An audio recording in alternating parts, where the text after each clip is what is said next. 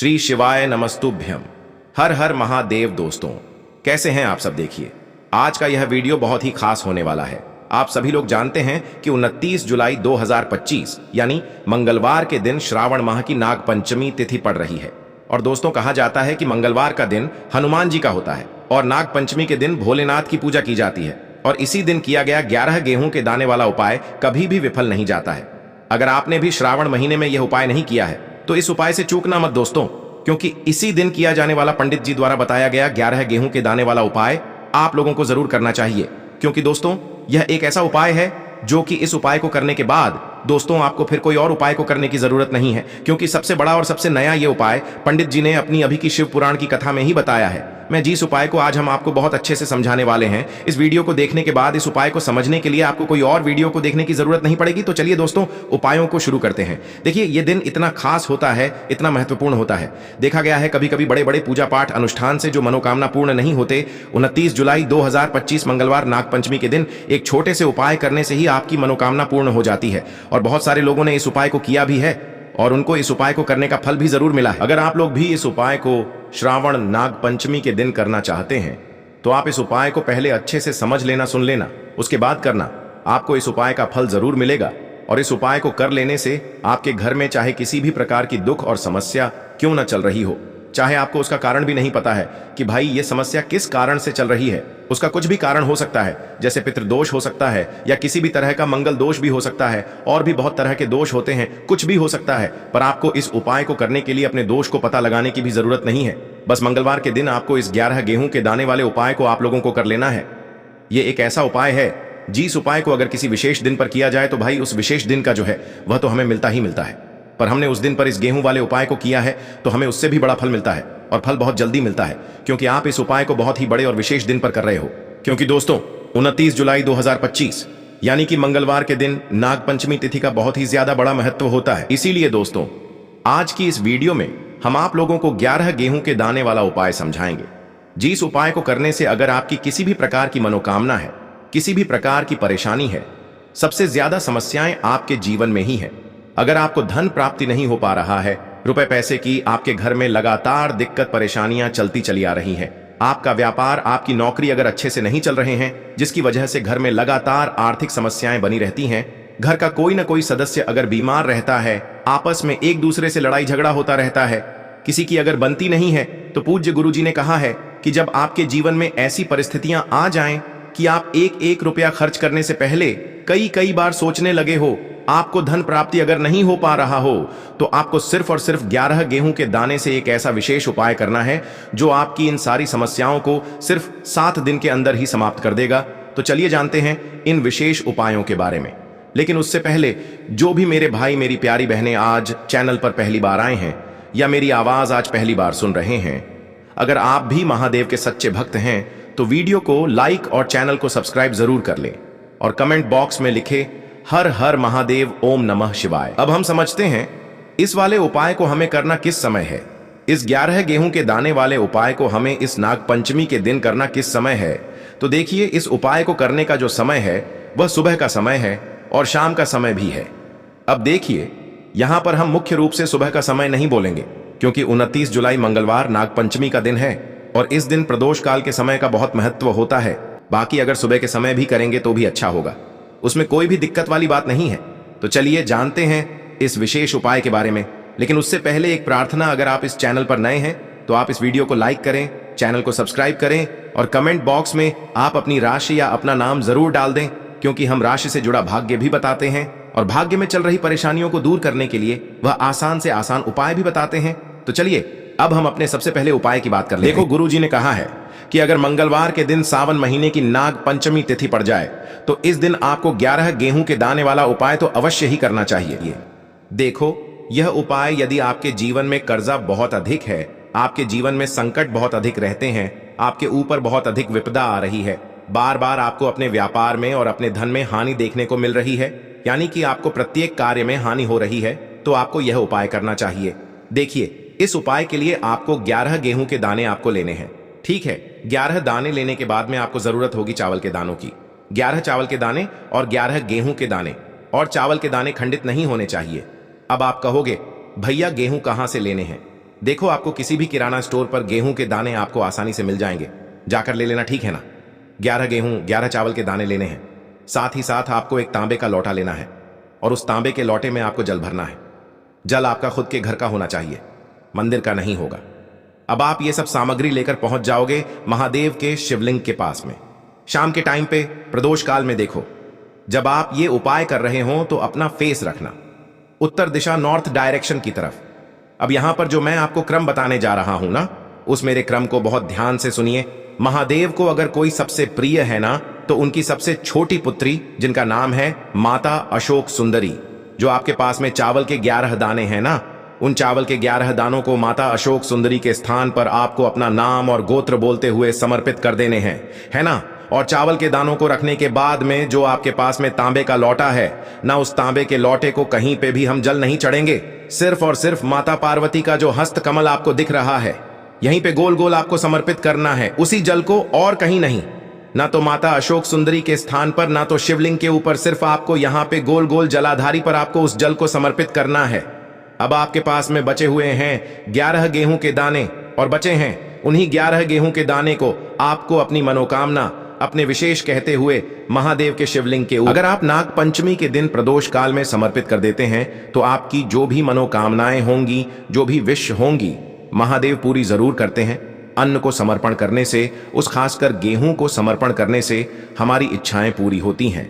और अगर वह दिन मंगलवार का दिन हो, तब तो इससे सुंदर संयोग कुछ भी नहीं हो सकता। आपकी इच्छाओं को पूरा करने के लिए बहुत स्पेशल, बहुत प्यारा सा उपाय आप सभी को जरूर करना है। ध्यान में रखिएगा, यह उपाय प्रदोष काल में करना है। देखो, गुरु जी ने कहा है, भगवान शिव के शिवलिंग पर 33 कोटि देवी देवताओं का वास होता है। अगर हम शिवलिंग के सामने कुछ भी उपाय करते हैं तो हमारे सभी देवी देवता हमसे खुश हो जाते हैं। यह उपाय आपको अवश्य करना है। देखो, सुबह के टाइम नहीं कर सकते, ठीक है। अब बात करते हैं, बताते हैं तुलसी के गमले में आपको वह कौन सी चीज डालनी है। जिस उपाय को करने से आप अपने जीवन में महाधनी बन जाएंगे। इतना धन आपको मिलेगा कि कभी भी आपके धन में कमी नहीं आएगी, कभी भी आपका धन बर्बाद नहीं होगा। आपके पैसे की बर्बादी बिल्कुल आपके जीवन से रुक जाएगी। और जो लोग कहते हैं कि घर में पैसा तो आता है, पैसा रुकता नहीं है और पैसा बढ़ता नहीं है, वृद्धि नहीं हो रही है, उन्हें भी विशेष यह तीसरा उपाय पंचमी वाले दिन जरूर करना चाहिए। तो देखिए, पहले ही आपको बता दिया कि श्री हरि विष्णु की पूजा और उनका भोग श्री मतलब तुलसी मैया के बिना अधूरा है ना। और तुलसी मैया जो है वह श्री हरि विष्णु के बिना अधूरी है। तो देखिए, जब भी आप तुलसी का कोई उपाय करेंगे तो सीधे सीधे आप श्री हरि विष्णु को प्रसन्न कर लेते हैं। अब व्यक्ति को, यानी जो भी व्यक्ति है, किस व्यक्ति को कितना धन देना है, ये श्री हरि विष्णु के हाथ में होता है। धन देने का काम माँ लक्ष्मी करती है, जो कि माँ तुलसी का ही एक रूप है। माँ तुलसी जो है ये माता लक्ष्मी का ही स्वरूप है ना। तो आपको करना क्या है, आपको लेनी है यहाँ पर हल्दी पीसी हुई, जो कि श्री हरि विष्णु से जुड़ी हुई है, आपके गुरु गृह से जुड़ी हुई है, आपकी कुंडली में गुरु को मजबूत करती है, सुख सौभाग्य को खींचने का काम करती है, धन को बढ़ाने का काम करती है। तो एक चुटकी पिसी हुई हल्दी आपको लेनी है, और यह पिसी हुई सूखी हल्दी ही आपको अपने गमले में, तुलसी का पौधा जिस गमले में लगा है उसमें अच्छे से इस हल्दी को डालना है, ठीक है ना। और ओम नमो भगवते वासुदेवाय नमः इस मंत्र का जाप करना है। कितनी बार? कम से कम 11 बार जाप करना है। ओम नमो भगवते वासुदेवाय नमः इस मंत्र का जाप करते रहना है। और हल्के हल्के से तुलसी के पौधे में आपको पूरे गमले में पीसी हुई हल्दी का छिड़काव करना है। तो देखिए, जो व्यक्ति इस उपाय को पंचमी के दिन कर लेता है, ऐसा समझ लीजिए अपने जीवन से नहीं आने वाली 7 पीढ़ियों के जीवन से निर्धनता और गरीबी को दूर कर देता है। क्योंकि हल्दी जो है ना, यह साधारण नहीं है। हल्दी इतनी उत्तम होती है कि रातों रात आपके जीवन में चमत्कार करती है। आपने देखा होगा कि कोई भी शादी होती है, विवाह होता है ना, कोई भी ऐसा शुभ काम हम करते हैं उसमें हल्दी जरूर लेते हैं। गृह प्रवेश जब हम करते हैं तो हल्दी के स्वास्तिक का निर्माण करते हैं। कोई भी अच्छा काम करने जा रहे हैं, हल्दी उसमें लेते हैं। और हल्दी जो है यह आपके गुरु ग्रह को मजबूत कर देती है। अगर कुंडली में गुरु कहीं ना कहीं मजबूत है तो इससे उत्तम उपाय आपको ऐसा समझिए पंचमी का मिलेगा नहीं। बहुत ही उत्तम उपाय है, तुलसी के गमले में एक चुटकी पीसी हुई हल्दी डालना है। तो यह बहुत ही उत्तम उपाय है। इस उपाय को आप जरूर करें पंचमी वाले दिन, और साल का सबसे बड़ा यह दिन है। तो इस उपाय को करने से श्री हरि विष्णु और महादेव आपसे न केवल प्रसन्न होते हैं, आपसे इतना प्रसन्न हो जाते हैं कि जीवन में कभी आपके गरीबी और निर्धनता को नहीं आने देते हैं। तो चलिए अब बात कर लेते हैं अपने तीसरे उपाय की। जो कि मुख्य द्वार से जुड़ा हुआ है, और यह उपाय है स्थिर लक्ष्मी के वास के लिए। ऐसा पैसा आपके घर में आएगा जो आपके घर में ही रुकेगा। ऐसा पैसा कभी आपके घर में नहीं आएगा जो आपके घर से जाएगा और विशेषकर फिजूल खर्ची में जाएगा। अब आधे से ज्यादा लोगों की यही समस्या होती है कि घर में पैसा तो आता है लेकिन बहुत जल्दी घर से चला जाता है या फिर फिजूल खर्ची में चला जाता है। तो धन की बर्बादी जिन लोगों के घर में हो रही है उन्हें विशेषकर यह तीसरा उपाय करना है। या जिन लोगों के पास बिल्कुल पैसा आना बंद हो गया है, सर पर लगातार कर्जा बढ़ रहा है, उन्हें भी यह विशेष तीसरा उपाय करना है। तो देखिए आपको फिर से क्या लेना है। हल्दी लेनी है पीसी हुई, जो कि श्री हरि विष्णु से ही जुड़ी हुई है ना। पीसी हुई हल्दी लेनी है और थोड़ा सा पानी डालकर उसका गाढ़ा गाढ़ा आपको पेस्ट बना लेना है। अब इसी हल्दी से आपको अपने घर में स्वास्तिक बनाने हैं। कितने स्वास्तिक? एक स्वास्तिक आपको बनाना है अपनी तिजोरी पर, जिसमें आप पैसा रखते हैं। चाहे तो आप संदूक में रखते हैं, अलमारी में रखते हैं, जिस चीज में भी पैसा रखते हैं, बस वहां पर हल्दी से एक स्वास्तिक बनाना है। दूसरा स्वस्तिक आपको कहां बनाना है? अपने घर के मंदिर में, है ना। और 2 स्वस्तिक आपको बनाने हैं अपने घर के मुख्य द्वार पर बाहर की तरफ। हल्दी से 4 स्वास्तिक आपको बनाने हैं। 2 स्वास्तिक मुख्य द्वार पर बाहर की तरफ, एक तिजोरी पर, है ना, और एक अपने घर के मंदिर में। बस यह उपाय आपने अगर पंचमी वाले दिन कर लिया तो देखिए जो धन की तिजोरी है उसमें पैसा भरा रहेगा। कभी भी धन की तिजोरी धन से खाली नहीं होगी, क्योंकि जहां पर हल्दी का स्वस्तिक एक होता है वहां कभी धन की कमी नहीं होती है। हमेशा वहां पर धन की देवी माता लक्ष्मी वास करती हैं, क्योंकि हल्दी किससे जुड़ी हुई है? श्री हरि विष्णु से। और मां लक्ष्मी कहां होती है? जहां श्री हरि विष्णु वास करते हैं। अब बात करें कि आपके घर का मंदिर जो है उसमें अगर आप एक स्वास्तिक बनाते हैं तो आपके घर से ऊर्जा जो है, पूरे में ऊर्जा फैलती है ना।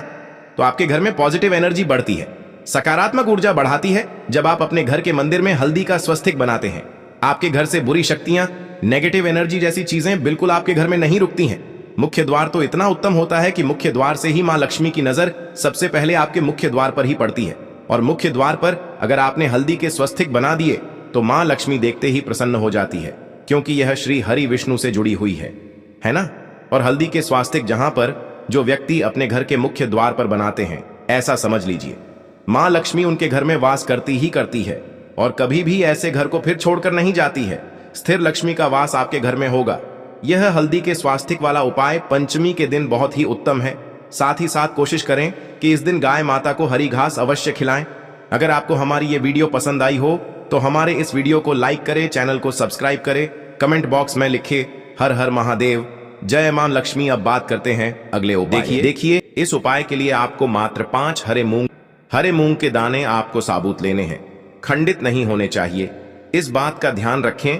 और इसी के साथ मैं आपको एक तांबे के पात्र के अंदर अपने घर से शुद्ध जल ले लेना है। अब दोस्तों इन सभी सामग्रियों को लेकर के आपको सीधे पहुंच जाना है भगवान शिव के मंदिर में। देखिए इस उपाय को भी आप सुबह भी कर सकते हैं और शाम के समय में भी कर सकते हैं।